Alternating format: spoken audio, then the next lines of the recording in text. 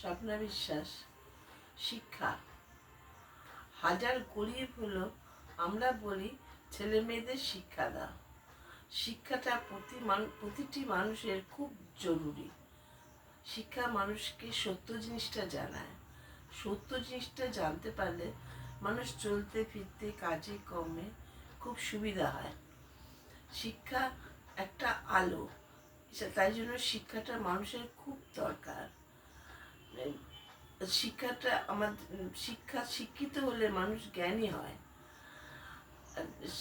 অন্ন বস্ত্র বাসস্থান যাদের সমস্যা, তারা শিক্ষাটাকে অত মূল্য দেয় না।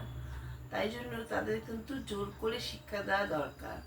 সেজন্য সরকার প্রতিটি বিদ্যালয়ে খাবারের ব্যবস্থা করেছে, যাতে শিশুরা বিদ্যালয়ে আসার একটা অভ্যাস হয়।